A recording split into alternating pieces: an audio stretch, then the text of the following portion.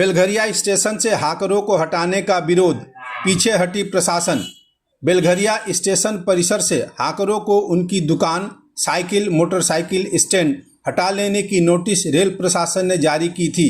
दुकान नहीं हटाने पर 21 मई को कार्रवाई की चेतावनी थी। इस दिन दुकान हटाने पहुंची आरपीएफ को सीटू हाकर यूनियन के विरोध का सामना करना पड़ा, जिसके चलते बिना कार्रवाई के ही आरपीएफ पीछे हटी।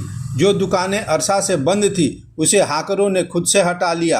विरोध का नेतृत्व दे रही सीटू नेत्री गार्गी चटर्जी का आरोप है कि जो राज्य में आकर झाल मुड़ी खाए वही अब झाल मुड़ी की दुकान हटाने पर तुले हैं।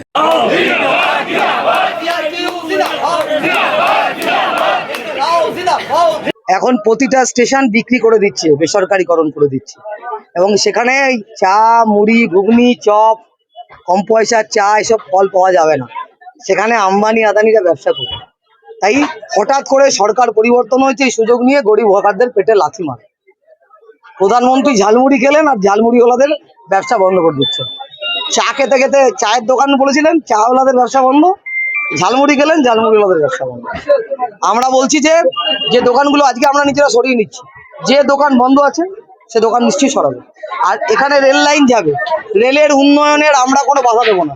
তার জন্য যদি আমাদের দোকান সরাতে আমরা সরাবো, কিন্তু জোর করে সব দোকান উচ্ছেদ করে দেবে কোনো পুনর্বাসন না দিয়ে, এটা হবে না। যারা আছেন আরপিএফ এর পদাধিকারী তারা মনে করছেন সরকার পরিবর্তন হয়ে গেছে, যা খুশি তাই করতে পারে। মস্তানি করবে নাকি আরপিএফ? আর আমরা তা ছেড়ে দেবো নাকি? ওনার গায়ে উর্দি আছে ঠিক আছে, কিন্তু মস্তানি করা যাবে না এখানে।